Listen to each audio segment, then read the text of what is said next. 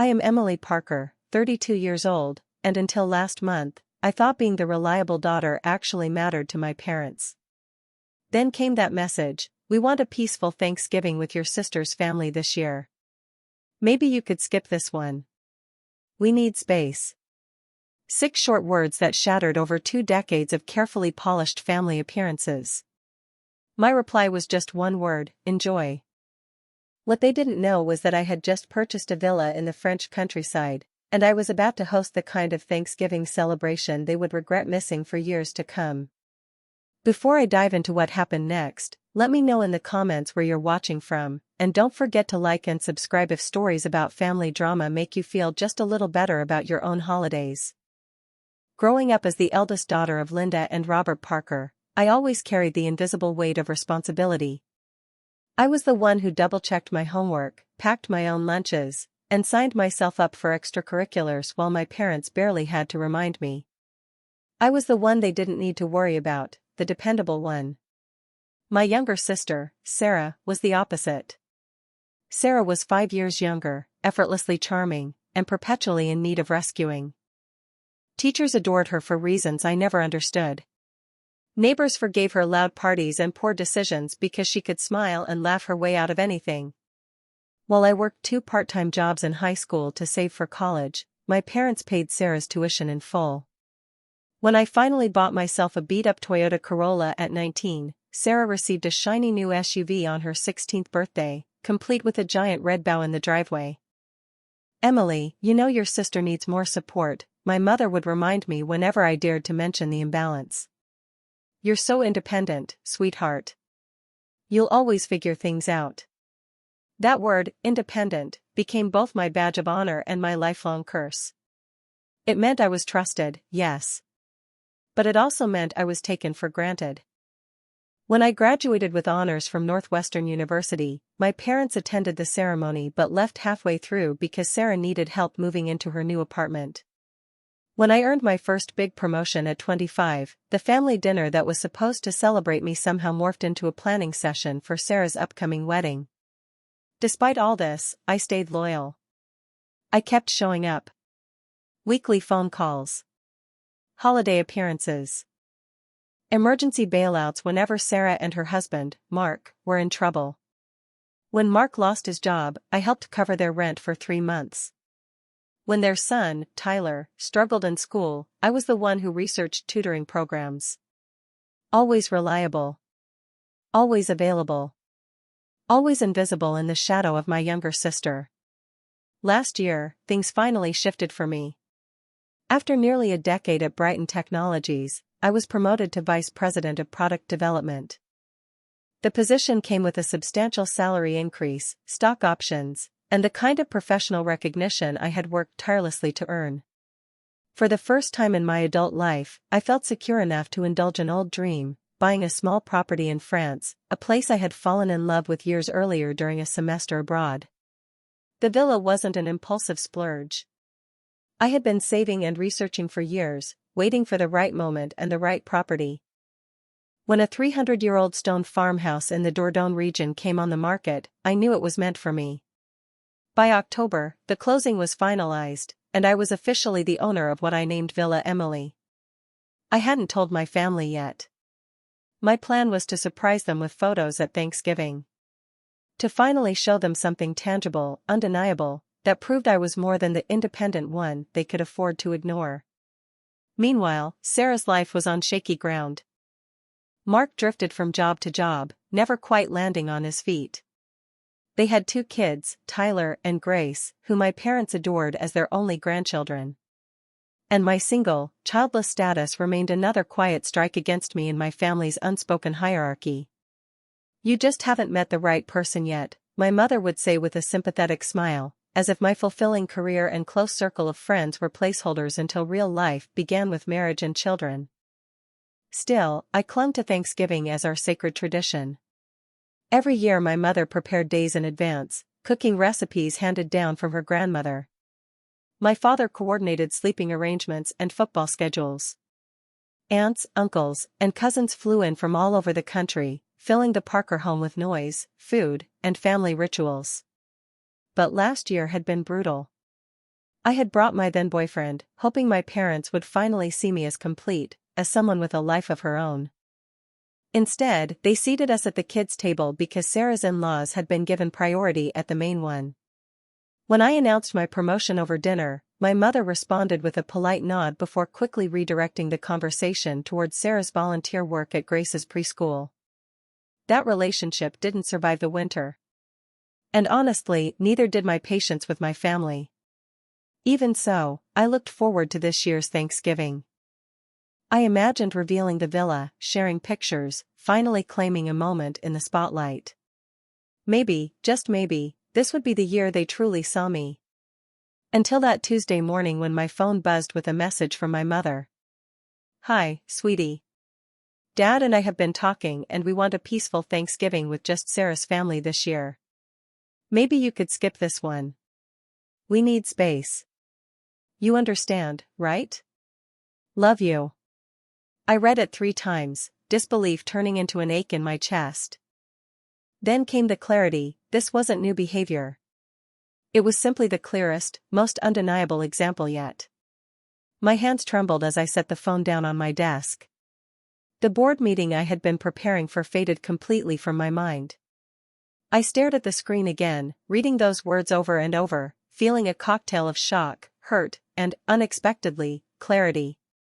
It wasn't the first time I had been sidelined. It was just the first time my parents had been bold enough to put it in writing.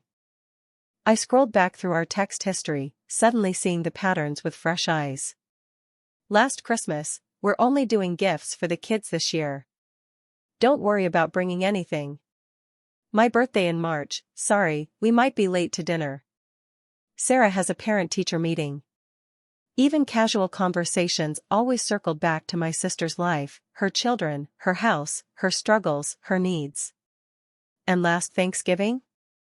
I had arrived early to help set the table, carrying carefully chosen bottles of wine meant to pair with each course. My mother tucked them away in the pantry without comment, then served cheap boxed wine because Mark's parents prefer it. My father spent the weekend talking about Mark's job prospects and Tyler's soccer tournament, barely acknowledging my promotion. When I finally brought it up directly, my mother gave me a soft smile and said, "That's wonderful, honey. But let's not make a big deal. Not everyone is as fortunate in their careers."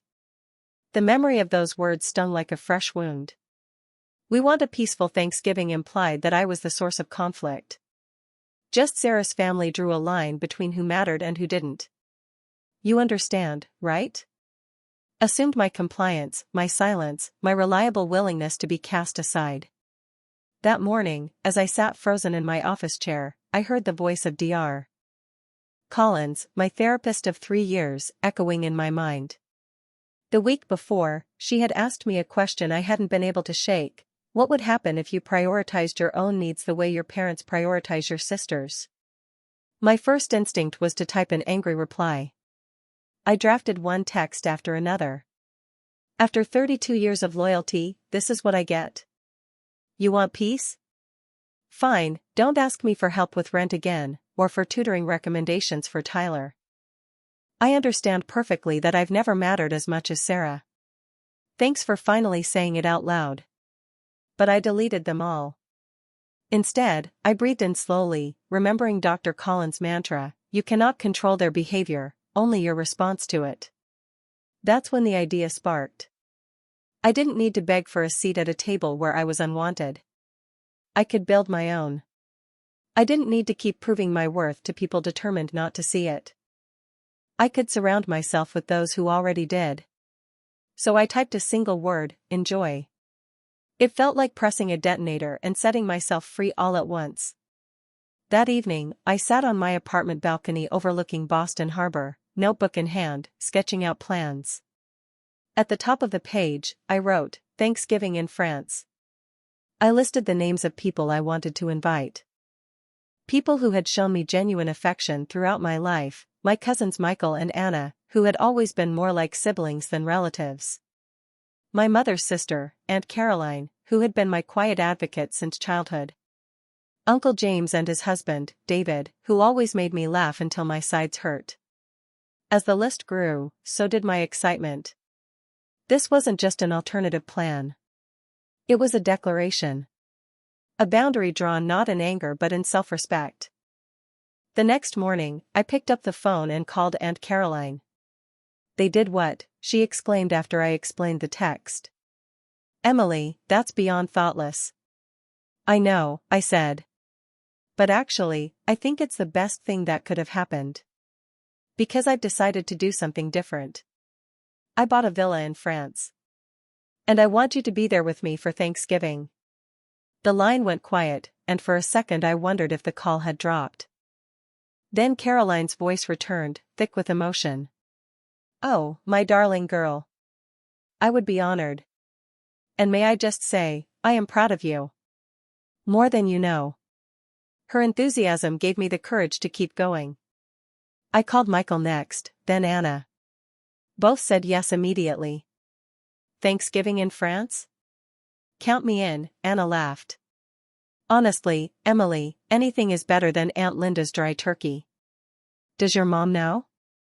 Michael asked cautiously. "They told me not to come," I explained simply. This is my response. Uncle James and David agreed just as quickly, thrilled at the chance to turn the holiday into an adventure.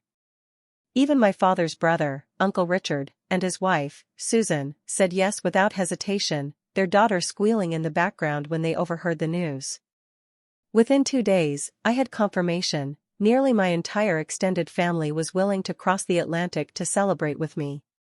For the first time in years, I felt seen. That's when something unexpected happened. 3 days later, I got a text from Mark, my brother-in-law. "Can we talk? It's important." I hesitated before calling. When he answered, his voice was quiet but steady. "Emily, I heard you're not coming for Thanksgiving." "That's right," I said, my tone neutral. "Your parents told us they asked you to skip this year.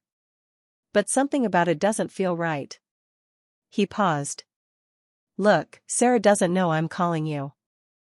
But I just want to say, I think what they did was wrong." I blinked, surprised.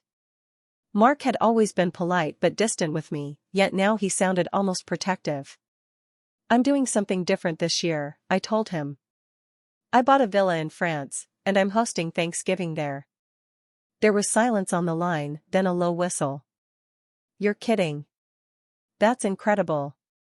"Most of the extended family will be there," I added. Another pause. "Emily, would there be room for us? For me, Sarah, and the kids?" "I don't think I can stomach another holiday with your parents right now." My gut reaction was to say no. For years, Sarah had been the center of attention, the reason I was overshadowed. Why should I give her a place at my table now? But Dr. Collins' question echoed again: what would happen if you prioritized your needs? My need wasn't to exclude Sarah. It was to create something better, something new. "Let me think about it," I told him. "There's room physically. But emotionally, I need to be sure it feels right." That night, I couldn't sleep. I lay in bed staring at the ceiling, Mark's request looping in my mind. Would inviting Sarah undo everything I was trying to build?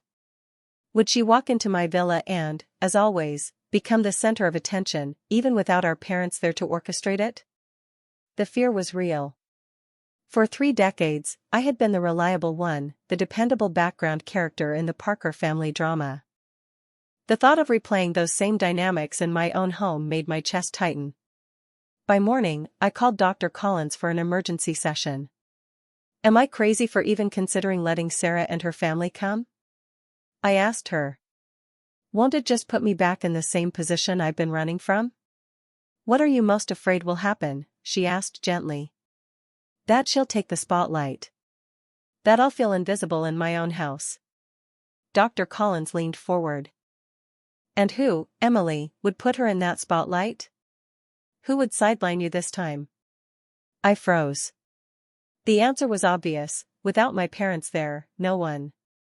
Not my cousins, not my aunts and uncles, not even Mark. The dynamic only had power if I allowed it to. Maybe, just maybe, away from our parents' influence, Sarah and I could find a different rhythm. The next afternoon, I called Mark back. "You're welcome to come," I said. "But it has to be different this time. I need Sarah to understand this is my space, my celebration." "I understand," he replied, his voice filled with relief. "Emily, thank you. I think this could be good for everyone." With that settled, I threw myself into preparations. 2 weeks until Thanksgiving. 2 weeks to transform my dream villa into a gathering place for nearly 20 people. I worked with the property manager in Dordogne, who arranged extra beds, linens, and a large van to shuttle guests from the airport. I ordered new cookware and had the fireplace serviced so it would be ready for long evenings by the fire. I spent hours sketching menus: traditional turkey with French herbs from the villa's garden, stuffing made with rustic bread from the village bakery, pies baked with whatever local fruit I could find. When cranberries proved nearly impossible to source, I decided to make sauce from red currants instead. Each decision felt symbolic, an intentional weaving of my American roots and my new French chapter. Meanwhile, texts from my parents kept coming. My mother wanted to confirm what time Sarah's family would be arriving at their house. My father asked whether I'd be bringing wine this year. Not one message mentioned me, or the possibility that I wouldn't be there at all. I didn't respond. Instead, I focused on those who had chosen me. When I called Aunt Caroline again to finalize her flight details, she said, "Emily, do you realize what you've done? You've given this family something new to look forward to. A tradition that isn't centered on favoritism or competition, but joy." That's powerful. Her words settled over me like a blessing. The day of my departure arrived quickly. My suitcase bulged with recipe notes, gifts for the cousins, and a small stack of books I'd been meaning to read. Boarding the flight from Boston to Paris, I felt a strange calm. For once, I wasn't dreading a family holiday. I was building one.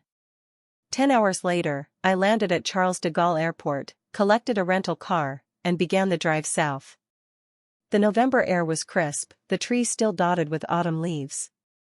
When I turned down the gravel lane that led to my villa, my breath caught. The stone farmhouse stood proud against rolling hills of vines, its shutters painted a faded blue, its terracotta roof glowing in the late afternoon sun. The air smelled faintly of wood smoke and wet earth. Home. I spent the next 2 days preparing every corner. The master bedroom looked out onto the vineyard, its French doors opening to a private terrace. Upstairs, I made sure the 3 guest rooms were cozy with fresh quilts. In the converted attic, I placed board games and fairy lights for the kids. The heart of the house, though, was the kitchen. Copper pots hung from beams, and a massive wooden table stretched across the room. I pictured my family gathered there, the sound of laughter filling the stone walls. On Wednesday, the first knock at the door came. Aunt Caroline, with Michael and Anna in tow, their faces lighting up as I swung the door open. "Emily." Caroline hugged me tightly, then stepped back to look around. "This place, it's magical." Michael laughed, spinning in a circle. "I can't believe you kept this secret from us." We spent the evening drinking wine, eating simple roast chicken I had prepared, and catching up. For the first time in years, I felt surrounded by people who saw me, not as the background, but as the host, the center, the one they had chosen to be with. And yet, as we sat by the fire that night, I couldn't stop thinking about Sarah's arrival. Would she see me differently here? Or would she step into my villa and recreate the hierarchy that had defined us for so long? The answer was coming soon. Because Sarah, and the storm she carried with her, was arriving the next day.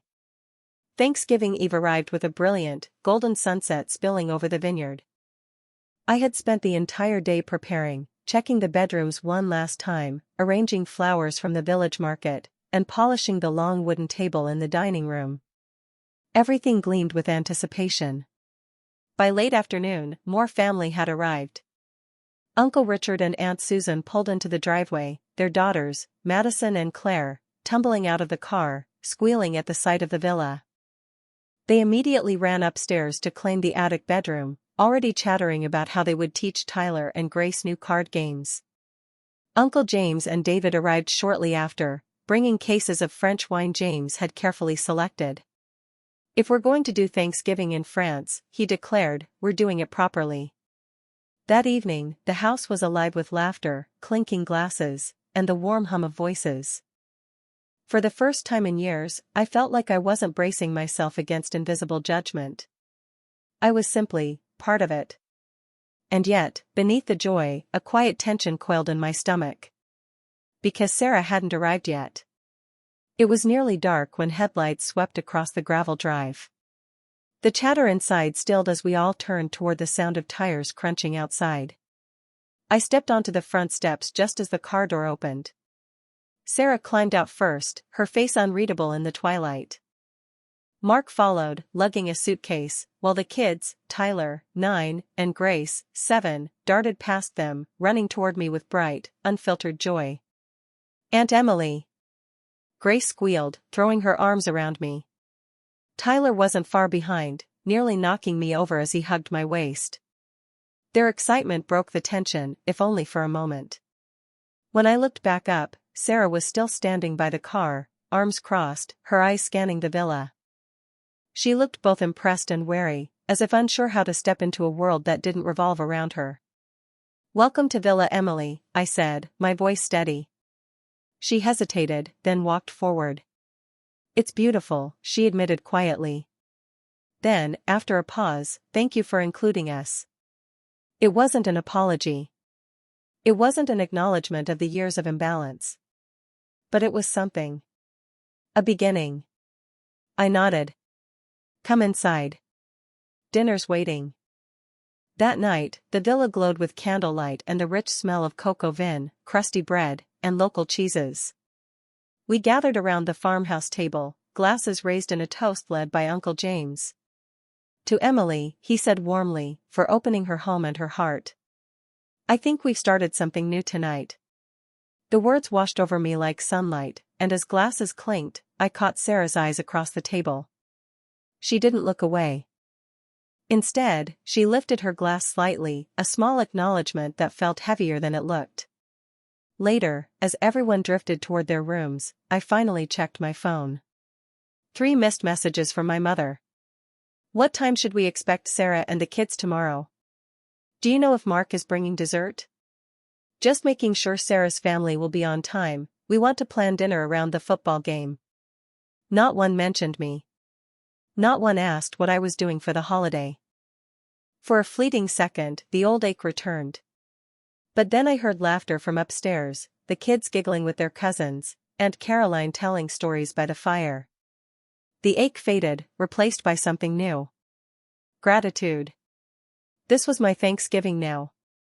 The morning of the holiday dawned crisp and clear. I woke before sunrise and padded into the kitchen, the farmhouse quiet except for the faint ticking of the old clock on the wall. I brewed coffee, pulled out the turkey I had ordered from the village butcher, and began seasoning it with rosemary and thyme from the villa's garden. Slowly, the house came alive. Uncle David stoked a fire in the great stone hearth. Madison and Claire set the long table with linens, candles, and handmade place cards.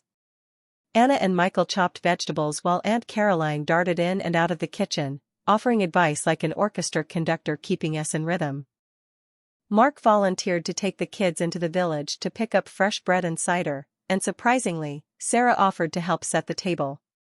Watching her carefully fold napkins alongside Aunt Susan, I realized this might be the first holiday I had ever seen her work without being coaxed. Maybe France had changed the rules already.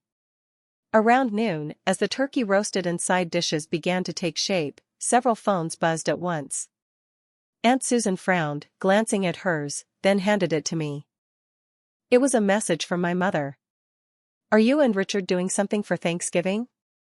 We haven't heard from Sarah all day, and we're starting to get worried. Dinner's supposed to be in an hour." Similar texts pinged across the room, from my parents to every relative who was with me in France. My mother still thought Sarah's family was with them. The realization rippled through the room, my parents had no idea the entire family had crossed the ocean without them. For a moment, silence hung heavy. Then Anna looked at me and whispered, "Should we tell them?"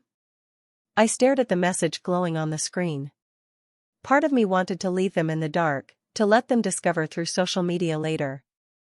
But another part of me knew this wasn't about revenge. It was about creating something new. Not yet, I said finally, handing the phone back. Tonight is about us. We'll deal with them tomorrow. Sarah, standing nearby, shifted uncomfortably.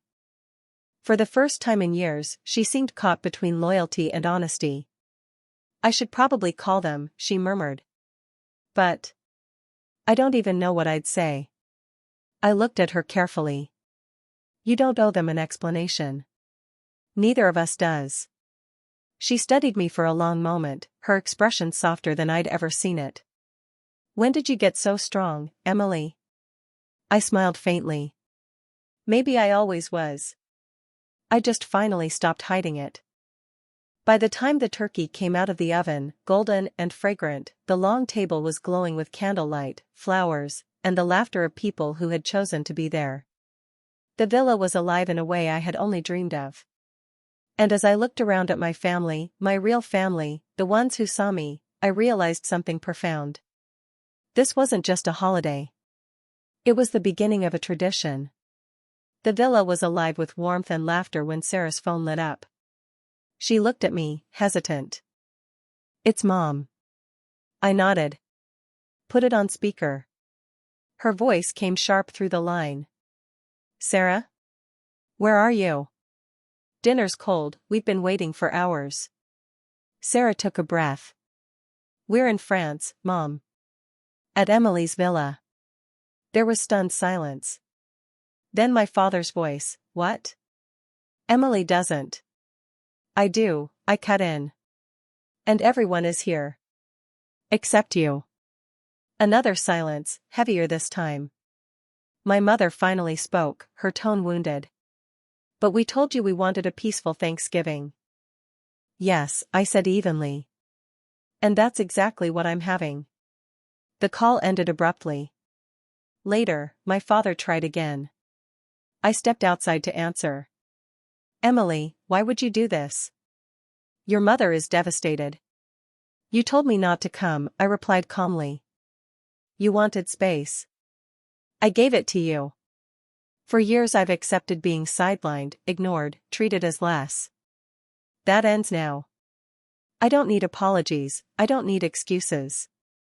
I just need you to understand that things have changed. He was quiet, then finally muttered, I don't know if we can fix this. That's up to you, I said. But I'm not shrinking myself anymore. If you want to be part of my life, you'll meet me here, on equal ground. If not, that's your choice. I hung up. When I stepped back inside, the sound of laughter wrapped around me like a shield. For the first time, I felt completely free. This was my table. My tradition. My family. And for the first time, I was seen.